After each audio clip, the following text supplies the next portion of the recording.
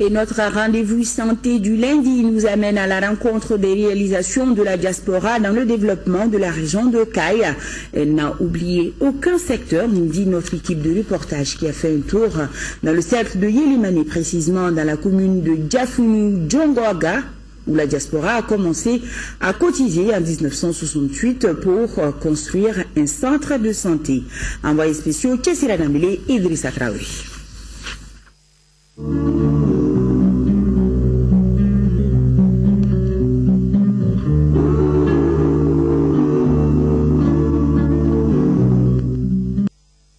Le centre de santé communautaire de Diafounou-Gongaga, à 40 km de Yélimane, est l'un des tout premiers du cercle. Initialement centre de santé secondaire, il a été érigé en CESCOM et peut désormais bénéficier de certains types d'appui de la part de l'État. Il est aujourd'hui l'un des symboles de l'appui de la diaspora à la santé dans la région. Pour le seul cercle de Yélimane, les chiffres sont éloquents.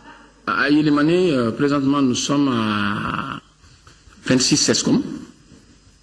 Et sur ces 26, 24 sont l'œuvre de la diaspora.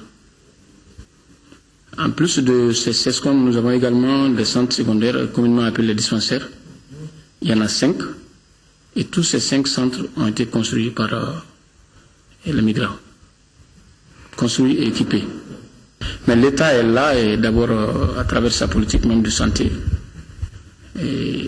L'État est là à travers les agents de santé. Pratiquement tous ces centres, et en dehors des centres secondaires, tous les CESCOM sont tenus par du personnel qualifié et mis à la disposition de ces centres par l'État. Menant les activités de promotion, de soins curatifs et de prévention, ce CESCOM est opérationnel depuis 2004.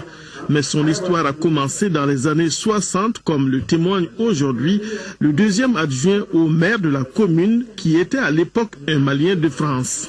En 68, nous avons commencé à mettre des cotisations obligatoires en place. Nous avions détecté 3 projets qui peuvent nous être utiles, surtout pour notre communauté. Première chose, c'est l'adduction d'eau, l'école et la santé. Mais surtout la santé est partie en premier lieu. Toute personne, tout ressortissant de Djongaga venant en France, qui a travaillé 3 mois, 4 mois, il doit commencer à payer sa cotisation. Nous sommes partis de 2000 francs par personne en 68. À travers ces cotisations maintenant, nous avons cherché des partenaires à travers des associations caritatives qui sont en France. Qui dit santé, dit accès à l'eau potable, et à Diafounou-Gongaga, la diaspora a pu faire une adduction d'eau et construire un premier pont pour désenclaver 6 des 8 villages servis par ce centre de santé. Aujourd'hui, la commune a obtenu un financement de l'État pour construire un deuxième pont.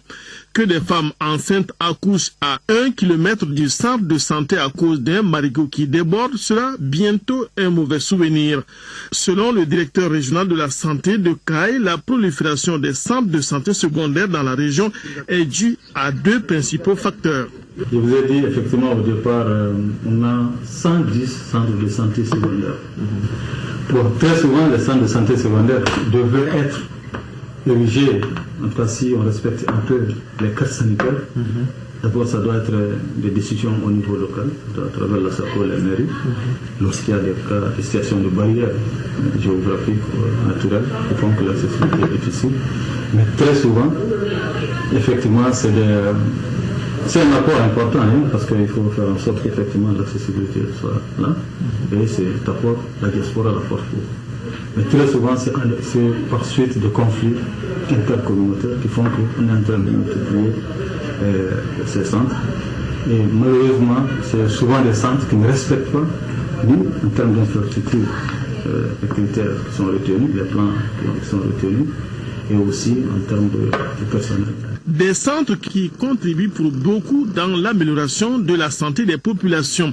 Le jumelage entre les communes maliennes et celles de France joue aussi un grand rôle dans l'équipement et le rééquipement des différents niveaux de la pyramide sanitaire dans la région de Kayes.